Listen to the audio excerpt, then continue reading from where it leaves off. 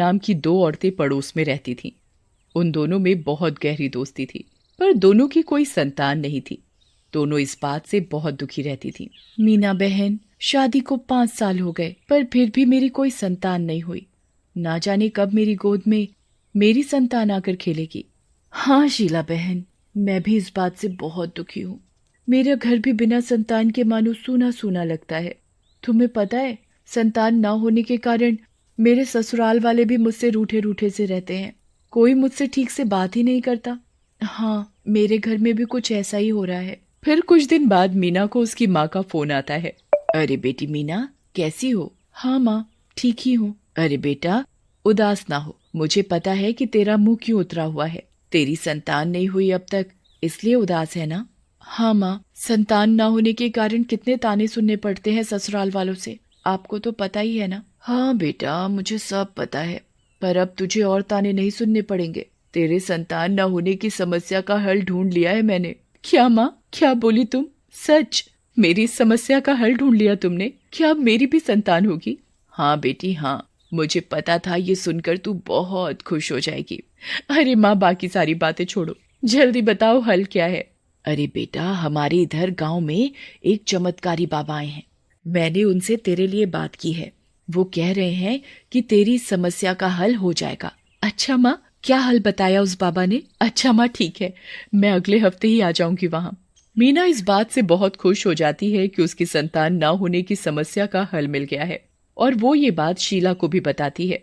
शीला, तुझे पता है, आज मेरी माँ का फोन आया था। उन्होंने बताया कि मेरी संतान ना होने की समस्या का हल मिल चुका है। उनके गांव में एक बाबा आया है जिससे मेरी माँ मिलवाएगी, और फिर वो बताएंगे कोई हल। अच्छा, अरे वाह, ये तो बहुत अच्छी बात है। चलो, हम दोनों में से किसी की समस्या का हल तो मिला।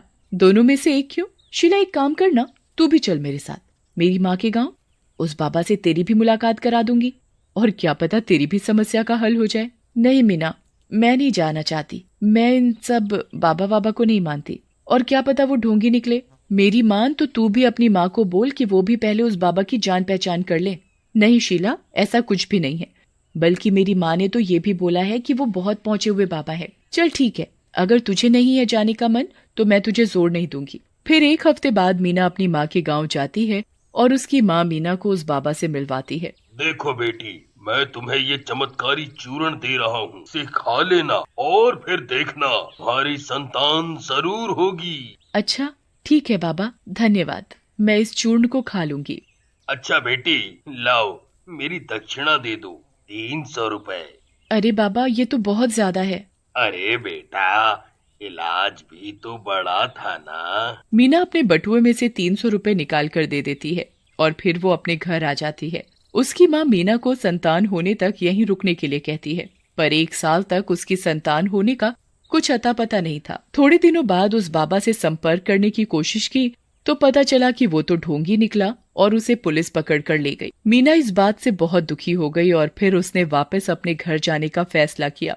और फिर वो बहुत उदास मन से जब घर आई तो उसने देखा कि उसकी पड़ोसन शीला के घर एक संतान खेल रही थी। देखने से तो ऐसा लग रहा था कि जैसे कोई नवजात शिशु हो, पर शीला के घर में ये आया कहाँ से? जरा देखूं तो जाके।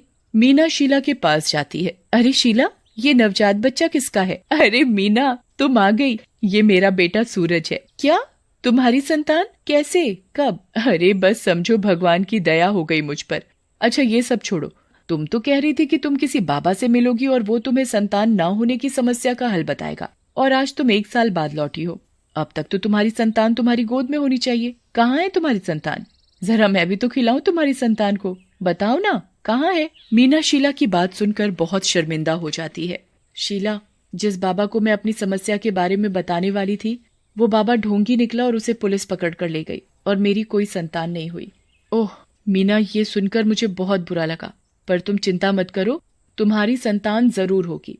फिर मीना अपने घर चली जाती है, और शीला अपने बेटे सूरज को संभालने चली जाती है। मीना इस बारे में पूरी रात सोचती रहती है कि मेरी 1 साल में कोई संतान नहीं हुई, और इस शीला की संतान कैसे हो गई। मीना को शीला से ईर्ष्या होने लगी। फिर उसने एक योजना बनाई। मीना चुपके से शीला के घर में घुस जाती है और उसके बेटे सूरज को लेकर जंगल की ओर चली जाती है, और फिर वो शीला के बेटे को जंगल के बीच घास में छुपाकर छोड़ आती है और फिर वो वहाँ से चली जाती है। उसे ये काम करते हुए एक चुड़ैल देख लेती है और फिर वो चुड़ैल सूरज के पास जाती है। अरे वाह, नवजात बच्चे का मांस, इसे खाकर तो मजा आ जाएगा। फिर तभी सूरज अपना हाथ चुड़ैल के गाल पर रख देता है। सूरज के हाथ की छुअन चुड़ैल को शांत कर देती है और फिर चुड़ैल के अंदर एक ममता भाव उठ जाता है। ये बच्चा बहुत अच्छा है। अब मैं इसे नहीं खाऊंगी, अब मैं इसे पालूंगी। आज से मैं इसकी माँ और ये मेरा बेटा। और फिर अगली सुबह जब शीला देखती है कि उसके बगल में उसका बेटा सूरज नहीं है तो वो बहुत घबरा जाती है। मेरा बेटा कहाँ है? उसकी आवाज सुनकर उसका पति प्रदीप भी उसके पास आता है। अरे शीला, क्या हुआ? क्यों चिल्ला रही हो? प्रदीप, हमारा बच्चा, हमारा सूरज यहाँ नहीं है। अरे शीला, यहीं होगा। क्या बात करते हो प्रदीप? सूरज एक नवजात बच्चा है, वो चलना भी नहीं जानता है। फिर शीला और प्रदीप दोनों मिलकर सूरज को ढूंढते हैं पर वो कहीं नहीं मिलता। कहीं पर भी ना मिलने पर दोनों पुलिस में कंप्लेन करा देते हैं। मीना ये सब देख रही होती है और थोड़ी घबरा भी जाती है कि कहीं पुलिस को ये ना पता चल जाए कि सूरज को उसने गायब किया है। और वहीं दूसरी ओर चुड़ैल अपने बेटे के साथ रहकर बहुत खुश होती है। उसे असली माँ की कमी ही नहीं होने देती। ऐसे ही चलते चलते 10 साल बीत जाते हैं। एक बार वो चुड़ैल किसी हट्टे कट्टे आदमी को खाने के लिए मारकर अपनी गुफा के बाहर फेंककर अंदर गुफा में अपने बेटे को देखने जाती है। उसका बेटा चुड़ैल के साथ खेलने के उद्देश्य से उसके साथ पकड़म पकड़ाई खेलने लगता है। चुड़ैल उसके चंचल रूप को देखकर इतनी बहक जाती है कि उसे पता ही नहीं होता कि बाहर किसी इंसान का शव पड़ा है। फिर चुड़ैल का बेटा भागते भागते गुफा के बाहर आ जाता है और बाहर आकर उस शव को देखता है। अरे माँ, देखो ये शव कहाँ से आया? चुड़ैल सूरज को जवाब नहीं दे पाती और वो बहुत घबरा जाती है। तभी सूरज को शक होता है। माँ, तुझे मेरी कसम, बता ये शव कहाँ से आया? चुड़ैल विवश होकर सब बता देती है। बेटा, ये शव मैं लाई हूँ इसे खाने के लिए। क्या माँ, तू इंसानों को खाती है? पर क्यों? हाँ बेटा, मैं इंसानों का मांस खाती हूँ क्योंकि मैं एक चुड़ैल हूँ। क्या तू एक चुड़ैल है? तो मैं तेरे जैसा क्यों नहीं? बेटा, तू एक इंसान का बच्चा है और मैं एक चुड़ैल, इसलिए तू मेरे जैसा नहीं। पीछे से चुड़ैल और उसके बेटे की सारी बातें एक गांव वाला सुन लेता है और वो ये सारी बातें पूरे गांव को बता देता है। और सारे गांव वाले एक रस्सी और हथियार लेकर उस चुड़ैल को पकड़ने चले जाते हैं। सारे गांव वाले चुड़ैल की गुफा के बाहर जाकर खड़े हो जाते हैं। ए चुड़ैल, बाहर निकल, कहाँ छुपी बैठी है? हाँ चुड़ैल, अब तेरे बारे में हमें पता चल चुका है। उस मासूम बच्चे को लेकर बाहर आ जा।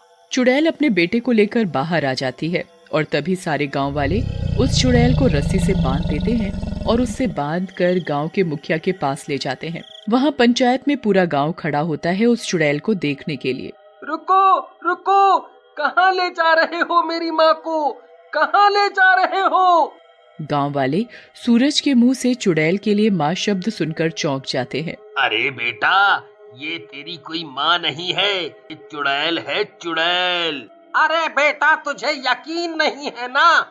ले, इस चुड़ैल के मुंह से ही सब कुछ सच सुन ले। हाँ बेटा, है चुड़ैल, बता सब कुछ सच सच। अच्छा ठीक है, मैं सब कुछ सच सच बताती हूँ। सूरज उसकी बात को ध्यान से सुनता है।